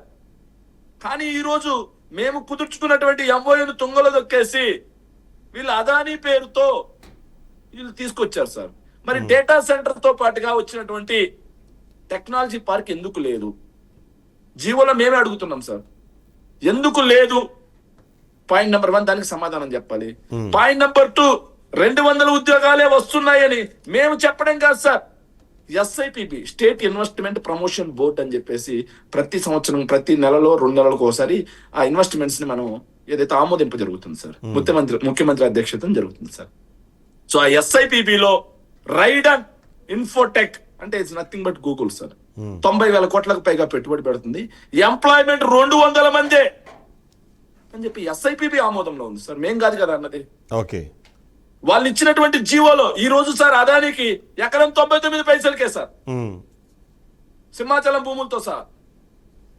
సో 22,000 కోట్ల రూపాయలు రాయితీ సార్, రైట్. 22,000 crores రాయితీ, GST వేవర్, రిజిస్ట్రేషన్ ఛార్జీలు వేవర్, ఎలక్ట్రిసిటీ ఛార్జీలు వచ్చేసి ఏవైతే ఉన్నాయో సబ్సిడీ, ఇవన్నీ ఇచ్చి కూడా టెక్నాలజీ పార్క్ అనేది లేకుండా జాబ్ సెట్ క్రియేట్ అవుతాయని మేము అడిగినాం సార్. రైట్. దానికి మేము పారిశ్రామిక విధ్వంసమా వ్యతిరేకులమా సార్? కానీ నెక్స్ట్ బెదిరిస్తున్నారు సార్, ఇంకో మాట సార్, పోర్ట్లు ఉన్నాయి సార్. 20,000 కోట్ల రూపాయల రాష్ట్ర సంపద సార్ పోర్ట్లు. ఏపీ మ్యారిటైమ్ బోర్డు ద్వారా వైఎస్ఆర్ కాంగ్రెస్ పార్టీ నిర్మాణం చేపట్టి రామాయపట్నం పోర్టు ఎలాంటి పరిస్థితిలో ఉందో మీరు వెళ్ళి రోజు విజువల్ తీయొచ్చు సార్. ఓకే. సో ఈ పోర్టుని 5,000 కోట్ల రూపాయలు విలువైనటువంటి రామాయపట్నం పోర్ట్ ని కేవలం సార్ 1,500 కోట్ల రూపాయలకి కట్టబెట్టడం తప్ప రైటా? అదేవిధంగా ఫిషింగ్ హార్బర్స్ మత్స్యకారుల కోసం ప్రైవేట్ వాళ్ళకి కట్టబెట్టడం తప్ప రైటా? ఒక మానవులుగా మనం మనసాక్షి ఉన్నట్టు మాట్లాడదాం సార్. రైట్. సో ఫిషింగ్ హార్బర్లు, పోర్ట్లు, అదైతే ఫిష్ ల్యాండింగ్ సెంటర్లు తీసుకొచ్చిన జగన్మోహన్ రెడ్డి గారు విధ్వంసకారుడు, గొడ్డలి. వాటిని ప్రైవేట్ కి కట్టబెడుతున్నటువంటి ఈ కూటమి పార్టీ మాత్రం విజనరీ. నేను అడిగితే దానికి సమాధానం ఉండదు, మళ్ళీ గొడ్డలి పార్టీ అంటారు సార్. రైట్. ఇక విశాఖ స్టీల్ ప్లాంట్ గురించి, అదైతే మన కడప స్టీల్ ప్లాంట్ గురించి మిత్రులు అడిగారు సార్. కడప స్టీల్ ప్లాంట్ ఏదైతే నాడు జగన్మోహన్ రెడ్డి గారి తండ్రి గారు అయినటువంటి రాజశేఖర రెడ్డి గారు బ్రాహ్మణి స్టీల్స్ ద్వారా ఆ రోజు కడప స్టీల్ ప్లాంట్ కి ముందు శ్రీకారం చుట్టింది ఆ రోజు రాజశేఖర రెడ్డి గారు సార్. చుడితే రాజశేఖర రెడ్డి గారి మరణానంతరం రాజశేఖర రెడ్డి గారు బ్రతుకున్నప్పుడే అక్కడ పచ్చటి కోయళ్ళు, కుందేళ్లు, సెలయేళ్ళు అని చెప్పి రాశారు సార్ ఈనాడు ఇల్లు ఆంధ్రజ్యోతి. సో ఆ రోజు రాజశేఖర రెడ్డి గారి మరణంతో అది ఆగిపోయింది సార్. ఆ ఫ్యాక్టరీ ఆగిపోయిన తర్వాత 2014 నుంచి 19 మధ్యలో నాడు చంద్రబాబు నాయుడు గారే సార్ ముఖ్యమంత్రి. మన విభజన చట్టం హామీల్లో కడప స్టీల్ ప్లాంట్ ప్రధాన హామీ, దుగిరాజపట్నం పోర్ట్ ప్రధాన హామీ. కడప స్టీల్ ప్లాంట్ ని 2014 నుంచి 19లో ఇదే బీజేపీ పార్టీ తోటి, ఇదే జనసేన పార్టీ మద్దతు తోటి వాళ్ళు ఉన్నారు సార్. చివరి వరకు ఏమీ చేసింది లేదు సార్. కానీ చివరిలో సీఎం రమేష్ గారు ధర్నాలు చేస్తారు సార్, నిరాహార దీక్ష కూర్చుంటారు సార్. చంద్రబాబు నాయుడు గారు వెళ్ళి మన రాష్ట్ర ప్రభుత్వమే చేపడుతుంది అని చెప్తారు సార్. రైట్. రాష్ట్ర ప్రభుత్వం యొక్క ఆర్థిక పరిస్థితి దృష్ట్యా రాష్ట్ర ప్రభుత్వం ఒక స్టీల్ ప్లాంట్ ని కట్టే పరిస్థితి ఉందా? లేదు. నాడు జగన్మోహన్ రెడ్డి గారు JSW స్టీల్ ప్లాంట్ జిందాల్ ని తీసుకొచ్చి, సజ్జన్ జిందాల్ వచ్చి కడపలో స్టీల్ ప్లాంట్ కి శంకుస్థాపన చేసింది ఎవరండి?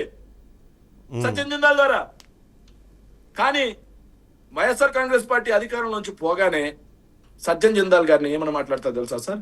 కాదంబరి జత్వాని IPS ఆఫీసర్లు బలి, సజ్జన్ జిందాల్ బలి, రాజకీయ లబ్ధి కోసం ఈ రోజు కాదంబరి జత్వాని కామ కథలన్నీ బయటకు వచ్చేసాయి.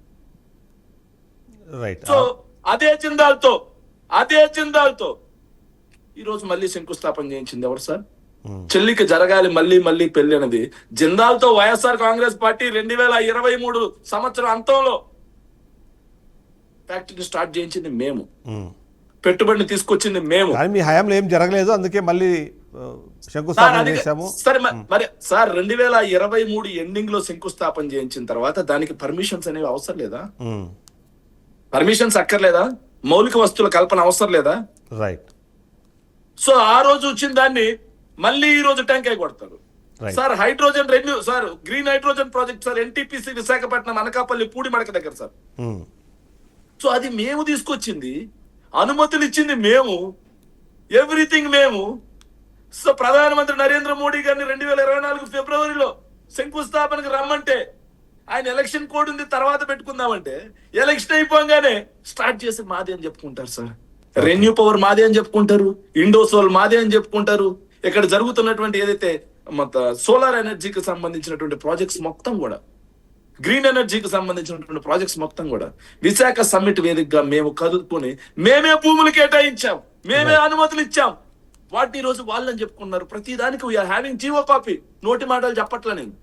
ఫైల్ కన్క్లూడ్ ప్రభుత్వం ఇచ్చినటువంటి గవర్నమెంట్ ఆర్డర్ కన్క్లూడ్ చేయండి సార్. మరి ప్రభుత్వం కేటాయించిన ఇన్ని చేసిన భూములు. తర్వాత 151 నుంచి 11 సీట్లకు ఎందుకు వచ్చింది అనేది చాలా రిపీటెడ్ గా క్వశ్చన్ వస్తుంది. దాని సమాధానం చెప్పి సార్ కన్క్లూడ్ నేను ఒక విషయం చెప్తున్నాను sir. Sir YSR Congress party 2019 నుంచి 24 మధ్యలో చేసినటువంటి అభివృద్ధి, సంక్షేమం, వీటిని తక్కువ మాట్లాడడం, ప్రజలకి తక్కువ చెప్పడం జరిగింది.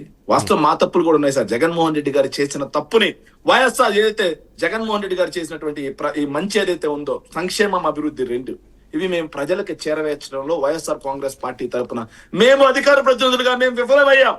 రైట్. అదే విధంగా ఆ మీడియా, ఆ వ్యక్తులు విధ్వంసం పారిపోయి, ఇప్పుడు అమర్ రాజా గురించి సుధాకర్ రెడ్డి లాంటి గొప్ప వ్యక్తి కూడా మాట్లాడారు. అమర్ రాజా పారిపోయిందని. సన్న ఎక్కడికి పోలేదన్నా కరకంబాడి దగ్గర ఉంది. రాత్రి ఎత్తుకుపోవడానికి మన ఏమన్నా ఆంజనేయ స్వామి మా ఫ్యాక్టరీని ఎత్తుకుపోవడానికి ఎక్స్పాన్షన్ ఆగిపోయింది అంటే చివరిగా ఒక మాట సార్. సో 410 ఎంఓయూలు అన్నారు సార్. Well and good. నేను కూడా చదువుకున్నాను. 410 కాదు, 4000 అయినా తప్పలేదు. కానీ వాస్తవం ఏంటి అనేది మేము అడుగుతున్నాం సార్. 2014 నుంచి 19 మధ్యలో 19 లక్షల కోట్ల విలువకి అప్పట్లోనే ఎంఓయూలు చేసుకున్నారు సార్. అందులో పరిశ్రమల శాఖ ఒప్పందాలు మాత్రం 7.68 లక్షల కోట్ల రూపాయల ఒప్పందం సార్. మొత్తం ఆ రోజు చేసుకున్నటువంటి ఒప్పందాల సంఖ్య ఇది ఓన్లీ సిఐఏ సమ్మిట్ లో చెబుతున్నాను సార్. మళ్ళీ దావోసు, చైనా, షాంఘై, టోక్యో ఇవి వేరే ఉన్నాయి సార్. ఓన్లీ సిఐఏ సమ్మిట్ లో విశాఖ కేంద్రంగా. సో 327 చేసుకున్నారు సార్. కానీ కార్యరూపం దాల్చింది ఎన్నో తెలుసా సార్? కేవలం 10% మాత్రమే సార్. అంటే 30 మాత్రమే ఫ్యాక్టరీలు సార్ చంద్రబాబు నాయుడు గారి ప్రభుత్వ హయాంలో కార్యరూపం. సో ఇప్పుడు మనం ఎంఓయూలు చేసుకోవడం, పేపర్లకు వేసుకోవడం, ఇవి కాదు మేము అడిగేది. సో అది మేము చెప్పింది కాదు సార్. ఇప్పుడు DPIIT, ministry of commerce and industries అనేది వైఎస్ఆర్ కాంగ్రెస్ పార్టీ వాళ్ళది కాదు, ఎన్డీఏ. వీళ్ళిద్దరూ కూడా ఎన్డీఏ కూటమిలో భాగస్వామిలే. వాళ్ళ నరేంద్ర మోడీ, వాళ్ళ అమిత్ షా గారే, వాళ్ళ నిర్మలా సీతారామన్ గారే, వాళ్ళ జితేంద్ర ప్రసాద్ గారే వాళ్ళు ఇచ్చిందే ఇది. కేవలం 2 సంవత్సరాలు 6 సార్. 1 సంవత్సరానికి సంబంధించి కాదు సార్, 2 సంవత్సరాలకు సంబంధించి 6,900 సార్. సరే మేము చాలా తప్పుడు వ్యక్తులం సార్. సరే ఇది ఒక్కసారి చూడండి సార్, చివరిగా ముగించాము సార్. వేణుగోపాల్ అన్న కూడా చూడాలి సార్. ఇది సార్, ఇది సోషియో ఎకనామిక్ సర్వే సార్. రాష్ట్ర ప్రభుత్వం ప్రతి బడ్జెట్ సందర్భంగా ఎమ్మెల్యేలకి, మంత్రులకి, ఎమ్మెల్సీలకి, అదేవిధంగా మీడియా మిత్రులకి మీకు ఇస్తుంది సార్. పబ్లిక్ డొమైన్ లో కూడా పెడుతుంది సార్ వెబ్సైట్. ఇది సోషియో ఎకనామిక్ సర్వేలో చంద్రబాబు నాయుడు గారు 2025 బడ్జెట్ సందర్భంగా సార్ ఇది పెట్టింది. So page number sir 379 sir. ఈ 379లో సో ఎంఎస్ఎంఈ ఎస్టాబ్లిష్మెంట్స్ ఎలా ఉన్నాయి 2014-15 నుంచి 2023-24 వరకు ఏదైతే ఈ 9 సంవత్సరాలకు సంబంధించి ఎట్లా ఉన్నాయి, ఏ సంవత్సరం ఎన్ని ఎంఎస్ఎంఈలు వచ్చాయనే దాని మీద అడిగితే సార్, చంద్రబాబు నాయుడు గారి ప్రభుత్వంలో ఎంఎస్ఎంఈలు ఒక్కనే సార్ ఎంఎస్ఎంఈల ద్వారా 5 సంవత్సరాలు 8,67,000 మందికి ఎంప్లాయ్మెంట్ వచ్చింది సార్. జగన్మోహన్ రెడ్డి గారి ప్రభుత్వ హయాంలో 32,79,170 మందికి ఎంప్లాయ్మెంట్ వచ్చింది సార్. ఇది వీళ్ళ చంద్రబాబు నాయుడు గారే, వీళ్ళ పయ్యావుల కేశవే, వీళ్ళ నారా లోకేష్ గారే, వీళ్ళ భరత్ గారే పరిశ్రమల శాఖ మంత్రి. వాళ్ళు ఇచ్చిందే సార్, మేము ఇచ్చింది కాదు సార్ ఇప్పుడు. సో మరి నేను అడుగుతున్నాను సార్, సో మా ప్రభుత్వంలో గొప్పగా తెస్తామని చెప్పండి, రైట్, ఇవన్నీ కార్యరూపం దాలుస్తామని చెప్పండి, వెల్ అండ్ గుడ్, అప్రిషియేట్ చేస్తాం.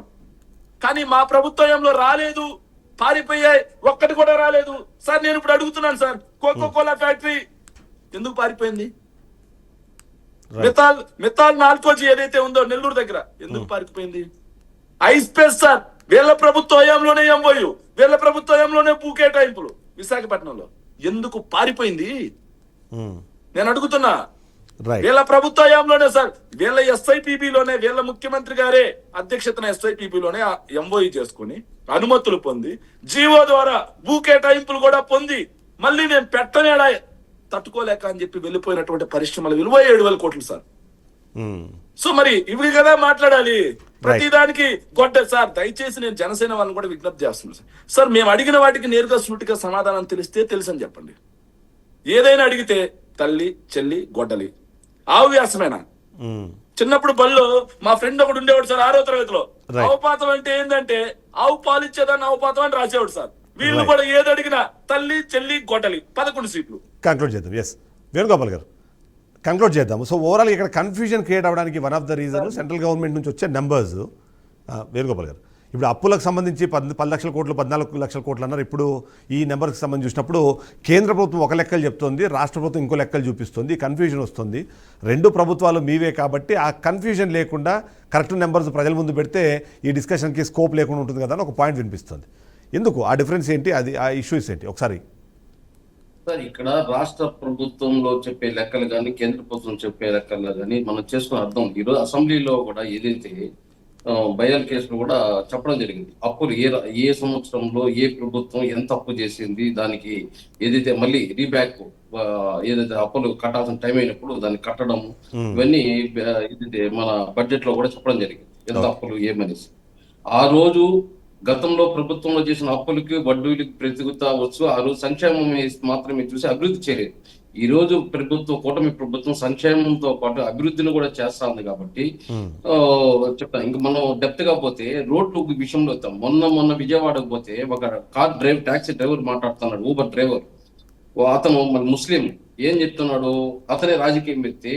జగన్ గవర్నమెంట్ లో వస్తే గంజాయి బంగాకులు గొడ్డళ్ళు ఇవే తప్ప ఈ ప్రభుత్వం రోడ్డు వేస్తున్నారు, ఎక్స్టెన్షన్ చేస్తున్నారు. దాన్ని కూడా ఏదైతే సచివాలయం నుంచి మెయిన్ కి లింక్ చేసే రోడ్ లో మధ్యలో వైఎస్ఆర్సీపీ ఒక అసెంబ్లీ ల్యాండ్ ఉంటే దాన్ని కూడా రాజకీయం చేసిన రకాలు వీళ్ళు. అంటే వీళ్ళు చేస్తే మాత్రం ఎక్కడ కానీ డిస్టర్బెన్స్ ఉండకూడదు, వేరే వాళ్ళు చేస్తే మాత్రం వీళ్ళు డిస్టర్బ్ చేస్తారనమాట.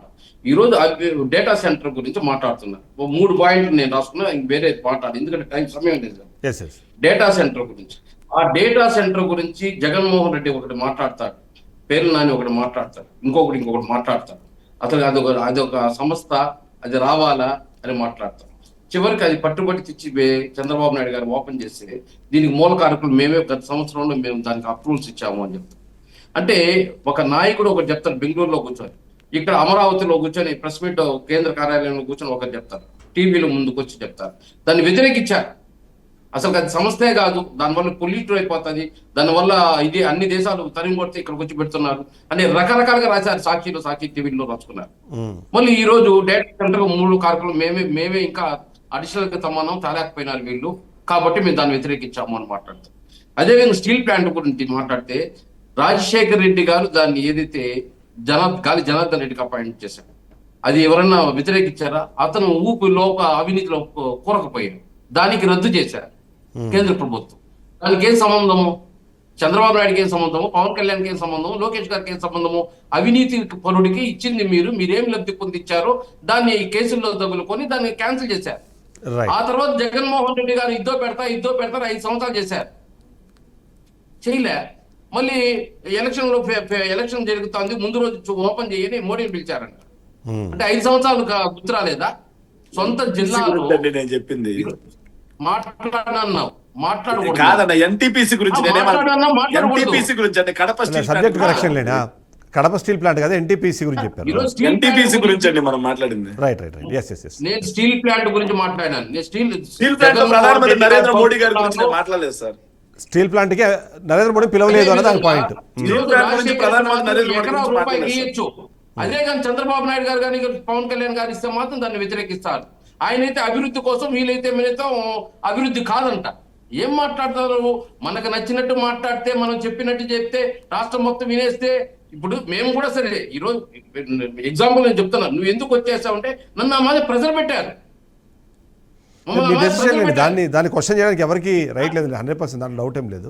కాదు సార్, ఇప్పుడు ప్రజల లెక్క మేము ఎందుకు వచ్చేస్తాము? దట్ ఈస్ జగన్మోహన్ రెడ్డి ఒప్పుకున్నాడు లేదా 2.0లో కార్యకర్తలకు న్యాయం చేస్తామని? అంటే ఆయన మనసాక్షిగా ఒప్పుకున్నాడా లేదా? సో కార్యకర్త న్యాయం జరిగితే మళ్ళీ తిరిగి వెళ్తారా మీరు? రోజు నలుగురికి మేలు చేయలేనప్పుడు ఆ పార్టీలో ఉండడం ఎందుకు? నలుగురు పలకనప్పుడు ఆ పార్టీలో ఎందుకు ఉంది? ఎమ్మెల్యేలు దోచుకున్నా చూస్తా ఉన్నాడు, ఎంపీలు దోచుకున్నా చూస్తున్నాడు, చుట్టూ ఉన్న వాళ్ళని దోచుకుంటా ఉంటే చూస్తా ఉన్నాడు. కానీ కార్యకర్తకి ఏమీ రాని పలకరించేవాడు ఉన్నాడా? సో కూటమి ప్రభుత్వంలో ఓకేనా కార్యకర్తలు? మేము అభివృద్ధి చేసేస్తాను, మాకు ఓట్లు వేస్తాను బ్రో అనేసి చంద్రబాబు నాయుడు ఫోటో, పవన్ కళ్యాణ్ ఫోటో బొమ్మలు పెట్టేసి గుర్తించడం కాదు, మీటింగ్లు పిలిపించి. రైట్. మనం ఏం చేసాం? మన కార్యకర్తలకు ఏం చేసాం? మన ప్రజల్లో ఉండామా? జనవరికి వస్తుంది, ఫిబ్రవరికి వస్తుంది, మార్చికి వస్తుంది అని ప్రతి సంవత్సరం చెప్పుకుంటే 4 ఏళ్ళు వచ్చాడు. జనాల్లో వచ్చి రచ్చబండ కార్యక్రమం కూర్చున్నాడా? రైట్. అంటే మనం అది ఇంకో రోజు పెడదాం డిస్కషన్, ఏమనుకోకండి, అది ఇంకో రోజు పెడదాం డిస్కషన్. రైట్, అది డిస్కషన్ మనం ఇంకో రోజు పెడదాము. రైట్, సుధాకర్ రెడ్డి గారు కన్క్లూడ్ చేయండి. సో ఓవరాల్గా అయితే ప్రజలు లేదా మిగిలిన వాళ్ళందరూ కోరుకునేది రాష్ట్రానికి పరిశ్రమలు రావాలి, ఉపాధి అవకాశాలు కల్పించాలి, దాని ద్వారా అభివృద్ధి జరగాలి. సో రాష్ట్రం ఇప్పటికే అప్పుల కుప్పగా మారింది, దాని నుంచి బయటపడాలి, సంక్షేమ పథకాలు ఇవ్వాల్సిన అవసరం ఉంటుంది. ఇవన్నీ ఉన్న నేపథ్యంలో ఛాలెంజెస్ పెద్దగా కనిపిస్తున్నాయి. ఏంటి రోడ్ మ్యాప్ ఏంటి? సరే, అది మా ప్రభుత్వం, కూటమి ప్రభుత్వం చాలా నియమంగా దూరదృష్టితో పనిచేస్తున్నాం. రైట్. అంటే వేణుగోపాల్ గారు కొద్ది బాధపడ్డారు. నేను పక్కా తెలుగుదేశం అండి, అర్థమైందా? ఆయన బాధకి వివరణ ఇస్తారు వేణుగోపాల్ గారు. మాది పెనుమూరు. మా ఊర్లో బస్ స్టాండ్ కాంప్లెక్స్ పట్టి గొడవలు ఉంటే పవన్ కళ్యాణ్ గారికి లెటర్ రాస్తే వెంటనే దాన్ని వేలం పెట్టించారండి.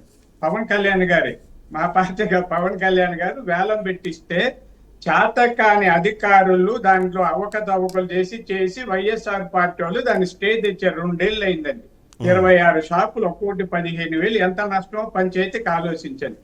అలాగే మళ్ళీ మా 84 నుంచి ఒక బైపాస్ రోడ్డు కోసం మా పెనుమూరు వాళ్ళు బాధపడుతుంటే తిరుగుతుంటే ఇంతవరకు కాకపోతే పవన్ కళ్యాణ్ గారికి నేను లేఖ రాస్తే ఆయన శాంక్షన్ చేశాడండి. నేను ఒక 50 లక్షలు వచ్చి ఒక 1/2 కిలోమీటర్ అన్నా వేయండి సగం అన్నా అంటే పాపం పవన్ కళ్యాణ్ గారు పెద్ద మనసుతో 99,46,000కి 1.35 కిలోమీటర్లు రోడ్డు శాంక్షన్ చేసి మంజూరు అయ్యిందండి. ఎప్పుడు అయ్యింది? ఇప్పటి వరకు ఎవరిని అడిగినా నిధులు లేవంటారు అఫీషియల్స్. నిధులు లేకపోతే మంజూరు ఎందుకు చేశారు అంటే మంత్రి గారు మళ్ళీ ఇంకా పవన్ కళ్యాణ్ గారే వచ్చి ఆ టెండర్ వేసి ఆయనే వచ్చి వర్క్ చేసి పెనుమూరు వాళ్ళకి ఇస్తారా అంటే? వేణుగోపాల్ గారికి మీరు పెనుమూరులో ఉన్న కనుక్కోండి, మీ బంధువులు వాళ్ళు కూడా ఉంటారు, తెలుసు. ఇలా ఈ వ్యవస్థలో ఉన్న లోపాల మీద ఆవేదనతో చెప్పాను. నేను తెలుగుదేశం పార్టీ అయినంత మాత్రాన లేదా నేను ఇంకొక అధికారం, నేను ఎమ్మెల్యేనో ఎమ్మెల్సీ అయితే కూడా ఇలాగే మాట్లాడతా, నేను మంత్రి అయితే కూడా ఇలాగే మాట్లాడతా. సామాజిక స్పృహతో విశ్లేషకులుగా ఉండాలి సార్. అందరినీ మాట్లాడేదానికి మీరు విశ్లేషకులుగా ఉండాలి. కుటుంబంలో లోపాలు ఉంటాయి, దాన్ని బయట పెట్టడానికి మనం టీవీలకు వచ్చేది. మనం చెప్పడం ఏంటి? మన ప్రభుత్వంలో ఏం జరుగుతుంది, మన హయాంలో ఏం జరుగుతుందో ఆ ప్రభుత్వం వ్యతిరేకింది, దాన్ని బ్యాలెన్స్ చేసి మాట్లాడడానికి విశ్లేషకులుగా రావాలి. నేను అబ్బాయితో మాట్లాడుతున్నాను, మీరేమో మాట్లాడుతున్నారు. ఏందో చదువుకున్నారు, ఎక్కడి నుంచి వచ్చారు నాకు తెలియదు. రాజకీయం అంటే ఒక పార్టీలో వ్యక్తిగతంగా లోపాలు జరిగితే కూడా ఎత్తి చూపాలి, అది ప్రజాస్వామ్యం. పార్టీలో కార్యకర్తలు అంటే కట్టు బానిసలు కాదు, క్రమశిక్షణ కలిగిన యోధులు. సిద్ధాంతం, విధానం, దానికోసం పని చేస్తాం. మన అధినాయకుడు తప్పు చేసినా ఎత్తి చూపగలిగేవాడే నిజమైన రాజకీయ నాయకుడు. ఒకసారి రాజకీయ శాస్త్రాలు అవన్నీ చదివితే అర్థం అవుతాయి. కేవలం నేనేదో రాజకీయం చేయాలి, నేను ఎమ్మెల్యేను అయిపోవాలి, లేకపోతే వార్డు మెంబర్ అవ్వాలి, సర్పంచ్ అయిపోవాలి, దోచుకోవాలి. ఆ తర్వాత అవినీతిని గురించి నేను స్పెషల్ క్లాస్ కాంట్రాక్ట్ 20 కోట్ల టర్న్ ఓవర్ ఉన్న ఫర్మ్ నాది. ఎమ్మెల్యేలకు 5% ఇవ్వకపోతే టెండర్ ఓపెన్ కాదు, అధికారులకు 10% లంచం ఇవ్వకపోతే బిల్లులు కావు. మీరేమైనా చేయించగలిగితే రండి, నేను వర్కలు ఇస్తా. మీరేమన్నా మా ఊర్లో శాంక్షన్ చేయించగలిగితే ఇప్పుడు ఆర్డర్ మీకు పంపిస్తా. పవన్ మీరు అట్లా జనసేన పవన్ కళ్యాణ్ గారే శాంక్షన్.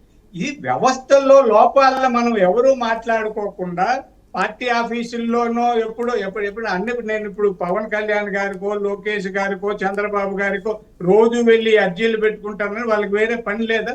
వ్యవస్థల్లో మనం లోపాలను సరిదిద్దకపోతే వ్యవస్థలు పాడైతాయి. రాజకీయాలు ఉండేది వ్యవస్థల్ని బాగు చేయడానికి తప్ప నేను జర్నలిస్టును కూడా నేను మా ఎమ్మెల్యేల దగ్గర నెల మామూలు తీసుకోగలను. చిన్న జర్నలిస్టులకే భయపడిస్తారు. నేను డిబేట్ లో మాట్లాడితే జర్నలిస్ట్ ని ఆర్టికల్స్ రాయగలను. నెల మామూలు ఇసుక అమ్మేవాడు, ఎర్రచందనం అమ్మేవాడు ఎవడో నాకు తెలుసు. నెల నాకు 1 లక్ష పంపరంటే పంపరా, లక్షలేంది లక్షలు పంపిస్తారు. నేను నిజాయితీ పడు కాబట్టి మా పార్టీ చేసిన ఎవరు చేసినా నేను విమర్శిస్తాను. నేను వివాదాలు లేకొస్తే కూడా నా స్వభావం మారదు. నేను రాజకీయం నాకు వృత్తి కాదు, వృత్తి కాదండి. నేను పేరున్న సైకాలజిస్ట్. నేను ఇందాక ఇప్పుడు మీ ఛానల్ 12:30 వరకు ట్రైనింగ్ ప్రోగ్రామ్ లో వృద్ధాప్యం వాళ్ళకి ట్రైనింగ్ ఇచ్చి అలసిపి వచ్చాను. అయినా ఈ వయసులో 70 ఏళ్ల వయసులో ఎందుకు మాట్లాడుతున్నానంటే మన భావాలు ఏదో సమాజానికి చెప్తామని. అంతేకాని నేను భజన పరుడు కాదండి. చింగని తాళాలు వేయడానికి నాకు రాజకీయం అసలు విశ్లేషకుడుగానే ఉంటాయి. ఏం పంపడం నాకెవరు జీతం ఇవ్వడం లే. తెలుగుదేశం పార్టీలో ఇంకొక పార్టీ జీతం ఇవ్వడం లే. విమర్శించడానికి కాదండి. రాజకీయాల్లోకి వచ్చేటప్పుడు ఒక లక్ష్యంతో, నేను రాజకీయాలు చిన్నప్పటి నుంచి చేస్తున్నాను. చిన్నప్పటి నుంచి ఇప్పుడు చెప్పే నరేంద్ర మోడీ గారు మేమిద్దరు ఒకే దశలో RSS కార్యవాహులుగా పనిచేశాం. ఇప్పుడు 75లో ఎమర్జెన్సీ కాలంలో ఆయన కూడా ఒక చోట కార్యవాహం, నేను మా చిత్తూరు జిల్లాలో కార్యవాహం. అంటే ఆయనతో పోల్చుకోవడం కాదు. 75 నుంచి చాలా యాక్టివ్ పాలిటిక్స్ లో ఉన్నాను. నేను అప్పుడు ఇంటర్ ఫస్ట్ ఇయర్. నన్ను తెలియనివాడు ఉండడు. అయితే అట్లనేసి నేను ఆర్ఎస్ఎస్ అంటే ప్రతిదీ హిందూ భావజాలంతోనే మాట్లాడను. రాజకీయం హిందూ భావజాలం. నేను తెలుగుదేశంలో ఉంటే కూడా హిందువునే. నేను ఒకవేళ వైఎస్ఆర్ పార్టీ అయినా హిందువే, జనసేన అయినా హిందూ. ఇది ఎందుకంటానంటే మన వ్యక్తిగత విషయాలు వేరు, సామాజిక స్పృహ వేరు కాబట్టి మాట్లాడుతున్నాను. అందుకని ఎవరు కూడా నన్నేమి అపార్థం చేసుకోవాలి. నాకేమి రాజకీయాలు ఇదేం కాదండి. వృత్తి కాదు, వృత్తి కాదు. నేను పేరున్న సైకాలజీ. నేను ఒక రోజు మాట్లాడితే 10,000 తీసుకుంటా ట్రైనింగ్ ప్రోగ్రామ్ లో. ఈ గంట మాట్లాడితే 10,000 తీసుకుంటా. బయట ఎక్కడ మీరెవరు నేనెవరు కంటెస్ట్. అయితే సామాజిక స్పృహతో మాట్లాడుతున్నాను. Thank you so much. Sudhakar Reddy గారు, వీరశేఖర్ రెడ్డి గారు, లాస్ట్ పాయింట్ కంక్లూడ్ చేద్దాం. మ్యూట్లో ఉంది ఒకసారి. వీరశేఖర్ రెడ్డి గారు, శేఖర్ రెడ్డి గారు. రాజకీయాల్లో ఎవరు ఏ పార్టీకైనా వెళ్ళగలిగే స్వేచ్ఛ ఉంది, ఏ పార్టీనైనా ప్రేమించగలిగే స్వేచ్ఛ ఉంది, ఏ పార్టీలో అయినా పదవులు తీసుకునే స్వేచ్ఛ ఉంది సార్. దాన్ని మేము ఎవరూ ప్రశ్నించలేదు సార్. కాకపోతే పొద్దున్న లేచినప్పటి నుంచి సార్ గొడ్డలి పార్టీ అన్నారు సార్. వీళ్ళే అధికారంలో ఉన్నారు కదా, ఆ గొడ్డలతో ఎవరు నరికారో వాళ్ళని అరెస్ట్ చేసి లోపల పంపించచ్చు కదా. సో ప్రతిదానికి ఏంటంటే ఏమడిగినా సార్ అదే గొడ్డలి పార్టీ అయ్యి ఉంటే, అదే బంగా కమ్మిన పార్టీ అయ్యి ఉంటే మీరు 5 సంవత్సరాలు ఉన్నారు కదా, మీకు అప్పుడు తెలియలేదా అని అడిగాం సార్ మేము. రైట్ మళ్ళీ ఆ డిస్కషన్లోకి వద్దులేండి.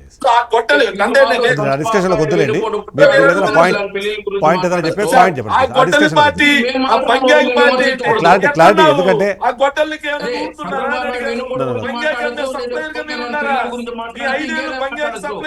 జగన్మోహన్ రెడ్డి గారి గురించి మాట్లాడితే మాత్రం వీళ్ళకి రోషం రావాలి. సార్ బంగాకు ప్యాకెట్లు సప్లై చేస్తా ఉన్నారు 5 ఏళ్ళు. రైట్ వీరశేఖర్ రెడ్డి గారు, నాకు అర్థమైంది. సో మళ్ళీ మన టాపిక్